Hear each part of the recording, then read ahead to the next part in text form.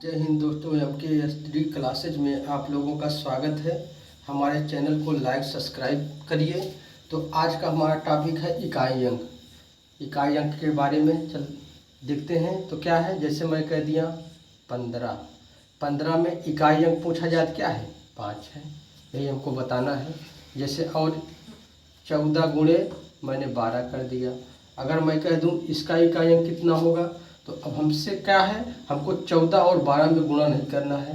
हमको सिर्फ इकाई अंक में गुणा करना है। अर्थात इसमें का इकाई अंक कितना है, 4। और गुणे इसमें का इकाई अंक कितना है, 2।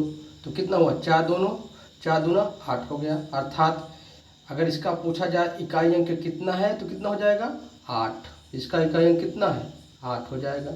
अगला हम देखते हैं, जैसे 532 प्लस 675 प्लस 208 प्लस 673 का इकाई अंक क्या होगा, का इकाई अंक बताना है।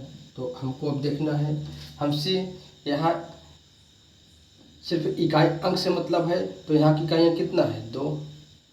प्लस यहाँ की इकाई अंक कितना है, 5। प्लस इसमें का इकाई अंक कितना है, 8। प्लस इसमें के अंक कितना है, 3। अब देखो यहाँ हम जोड़ते हैं, 5 और 2 7 हो गया। 7 और 8 कितना हुआ, 15 हो गया। 15 में हमको एक नहीं लेना है। अब हमको क्या जोड़ना है, 5 और प्लस 3 बराबर कितना हुआ, 8। तो इसका इकाई अंक कितना आ गया, इकाई अंक 8 आ गया। अगला देखते हैं, हम एक और देखते हैं।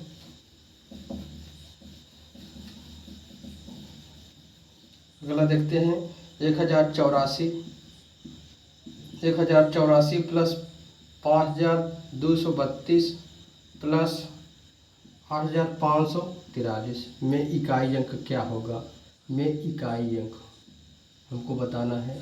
तो हमको क्या करना है, सिर्फ इकाई अंक देखना है। 4 और 2 प्लस 3 अर्थात 4 प्लस 2 प्लस 3, यहाँ कितना हुआ, 4 हो गया। यहाँ कितना है, 2 है, इसमें प्लस 3 है। हमने देखा तो 4 2 6 3 9, इसका इकाई कितना हो गया, 9। अगला देखते हैं, ये तो जोड़ का था। अब हम घटाना देखेंगे। घटाना देखते हैं, घटाना में कैसे होगा। तो हम देखते हैं उदाहरण क्या है घटाना का। जैसे मैंने 868 माइनस 653 कर दिया। तो अब हमको इसमें देखना है इकाई अंक कितना होगा। तो हमको क्या है, 8 में 3 घटा देना है, वह इकाई अंक हो जाएगा। 8 में 3 गए कितना होगा, 5। इसका इकाई अंक कितना हो गया, 5। यही आंसर हो गया। अगला देखते हैं, जैसे अब कह दिया जाए 756 माइनस 548। अब देखो यहाँ कितना हुआ। अब यहाँ देखते हैं तो इसमें अंतर निकालेंगे, 6 और 8। 6 माइनस 8 किया तो कितना आ गया, तो कितना हो गया यहाँ, -2। तो अब देखो क्या है, इकाई अंक माइनस में हो सकता है, तो माइनस में इकाई अंक नहीं हो सकता है। इसके लिए हमको क्या करना पड़ेगा, अगर जब माइनस आ जाए तो हमको +10 कर देना है। +10 को क्या करना देना है, जोड़ देना है। जब हमने +10 को जोड़ा तो कितना आ गया हमारा उत्तर, 8। तो इसका इकाई अंक कितना हो जाएगा, 8। मैंने क्या किया, अगर जब क्वेश्चन में माइनस में उत्तर आए, माइनस में इकाई अंक आ जाए, जैसे यहाँ क्या है, -2 आया है, तो उसमें हम क्या करेंगे, +10 को ऐड कर देंगे। जब मैंने +10 को जोड़ा तो हमारा उत्तर कितना आ गया, +8 आ गया। अर्थात इकाई अंक हमेशा प्लस में आता है। माइनस में जब आएगा तो उसमें हम 10 को जोड़ देंगे या फिर 10 में घटा देंगे। अगर 10 में 2 घटाए कितना हो गया, 8 आ गया। तो अब हम देखते हैं अगला टॉपिक क्या है हमारा। तो हम देखते हैं, यदि किसी संख्या के अंत में, यदि किसी संख्या के अंत में, अगला क्या है, यदि किसी संख्या के अंत में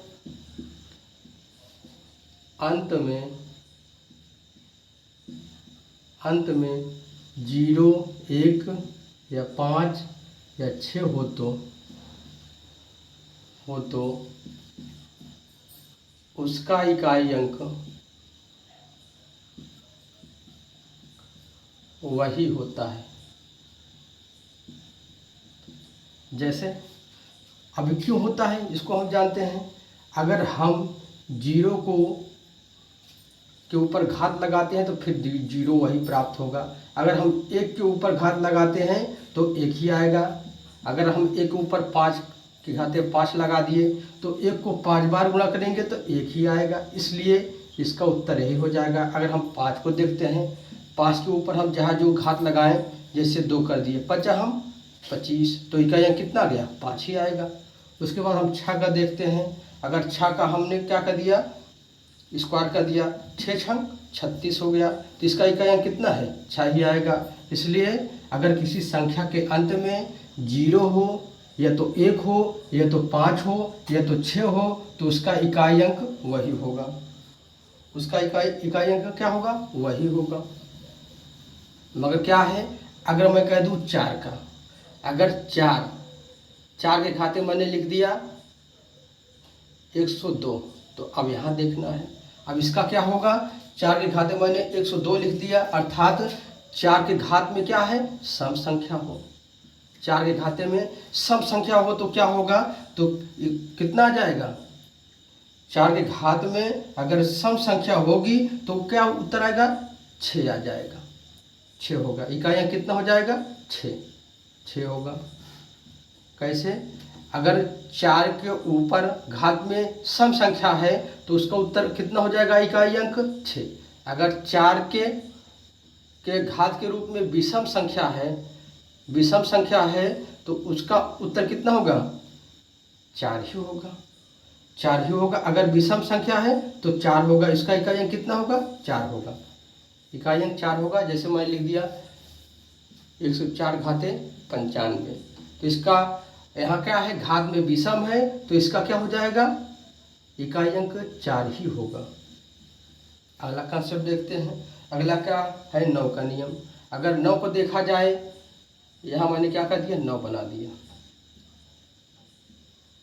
अब देखो, अगर कह दिया जाए 9 के घात 102 है और 9 क्या है, 102 क्या है, सम संख्या है, तो इसका क्या होगा, अगर सम संख्या है तो इसका उत्तर कितना हो जाएगा, 1 हो जाएगा। इकाई अंक कितना होगा, इकाई अंक 1 होगा। उसके बाद यहाँ देखते हैं, अगर 9 है, 9 के ऊपर विषम घात है तो इसका इकाई अंक कितना होगा, कितना हो जाएगा, 9 ही होगा। इकाई अंक कितना होगा, 9 हो जाएगा, अंक 9 होगा। तो हमारे कहने का मतलब क्या है, अगर 9 के घात के रूप में सम है तो इकाई अंक हमेशा कितना होगा, 1 होगा। अगर 9 के घात के ऊपर क्या है, विषम है, तो क्या हो जाएगा, उसका इकाई 9 होगा, इकाई अंक। अगर किसी संख्या के अंत में 0 हो, या तो 1 हो, या तो 5 हो, या तो 6 हो, तो उसका इकाई अंक वही संख्या होगी। जैसे हम देखते हैं उदाहरण में जैसे मैंने एग्जाम्पल दिया, 105 के घाते 123 का इकाई अंक होगा, अब इसका क्या होगा, तो हम सीधा हमको दिखा रहा है कि अगर जिस संख्या के अंत में इकाई अंक क्या हो, अंत में 0, 1, 5, 6 हो, तो उसका इकाई अंक वही होगा। तो इसमें 5 है तो इसका इकाई अंक कितना हो जाएगा, 5 6 हो जाएगा। उसके बाद अगला देखते हैं, जैसे लिख दिया जाए 506 के घात के रूप में 125 गुणे 11 के घात में 15 गुणे 100 के घात में 215 का इकाई अंक बताइए, तो हम इसमें देखेंगे क्या है। अब देखो क्या है, यदि इकाई अंक 6 है तो उसका अगर किसी संख्या के अंत में 6 है तो उसका इकाई अंक कितना होगा, 6 हो जाएगा। उसके बाद 1 है तो उसका इकाई अंक कितना होगा, 1 होगा। अगर अंत में क्या है, जीरो है, तो उसका इकाई अंक क्या होगा, जीरो हो जाएगा। अब इसको हम लोग गुणा करेंगे तो अगर कोई संख्या जीरो है तो हमेशा क्या हो जाएगा, इकाई अंक जीरो होगा।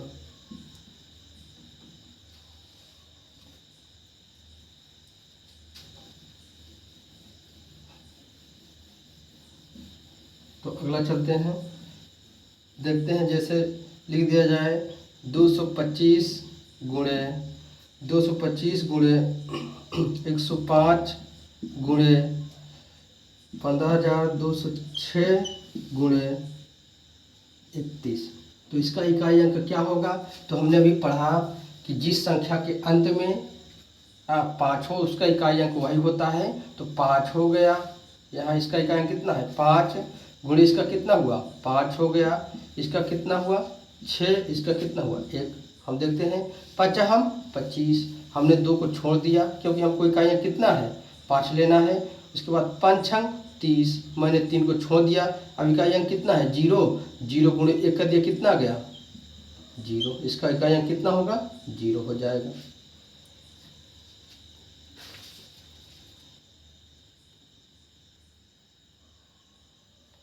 चलते हैं दूसरे नियम की ओर। यदि किसी संख्या का इकाई अंक 2, 3, 7, 8 हो तो संख्या के घात में 4 से भाग देते हैं। यदि शेष 1 बचता है तो घात के रूप में 1 लिखते हैं। यदि शेष 2 बचता है तो घात के रूप में 2 लिखते हैं। यदि शेष 3 बचता है तो घात के रूप में 3 लिखते हैं। यदि शेष 0 बचता है तो घात के रूप में 4 लिखते हैं। तो इसका कहने का मतलब क्या है, यदि किसी संख्या के इकाई अंक 2 हो, 3 हो, 7 हो, 8 हो तो हम क्या करते हैं उसके घात में 4 से भाग देंगे और जो शेष बचता है उसके फिर उसी के इकाई अंक के घात में लिख देंगे। यदि शेष 0 बचता है तो घात में 4 लिखते हैं। जैसे एक उदाहरण देखते हैं, हमने कितना है 27 घाते 25, तो हम यहाँ देखेंगे कि देखो क्या है इसमें 7 है। अगर 7 है तो हम क्या करेंगे, इसमें क्या करेंगे 25 में हम क्या भाग कर देंगे, किससे 4 से। घात में सबसे पहले 4 से भाग करते हैं। अब हम 4 से भाग करते हैं तो कितना हो जाएगा, यहाँ भाग दिए 4 छंग 24, एक शेष बचा तो हम क्या है इकाई अंक के घात में 1 लिख देंगे, अर्थात 7 के घाते 1, अर्थात इसका उत्तर इकाई अंक कितना हो जाएगा 7 हो जाएगा। उसके बाद अगला चलते हैं, अगला क्या है 103 तो यहाँ 3 है तो हम क्या करेंगे 4 से भाग कर देंगे। तो 4 का नियम क्या कहता है, अगर किसी संख्या का इकाई और दहाई 4 से कट जाता है तो वो क्या हो जाएगी, पूरी संख्या 4 से कट जाएगी, विभाजित हो जाएगी। तो हम क्या करेंगे, हमको पूरे में नहीं देना है भाग, हमको सिर्फ 2 अंक में देना है क्योंकि 4 का नियम यही कहता है। तो हमने क्या किया 2 अंक में भाग दिया 4 से, तो भाग दिया कितना हुआ 4 पंचे 20 और कितना आ गया शेष 3 हो गया। तो जो शेष बचेगा उसको हम क्या करेंगे इकाई अंक के ऊपर घात लगा देंगे। तो इकाई अंक कितना है इसमें 3 है, 3 के ऊपर हमने क्या किया, कितना शेष बचा है 3 तो लगा दिया। अब देखो 3 त्रिक का 9 त्रिक का 27 हो गया, 27 है तो इसका इकाई अंक कितना हो जाएगा 7 हो जाएगा। हमसे 2 से कोई मतलब नहीं है तो इकाई अंक कितना हो गया इसका 7 हो गया। अगला हम देखते हैं, अगला क्या है 5027 के घात के रूप में 1126 है।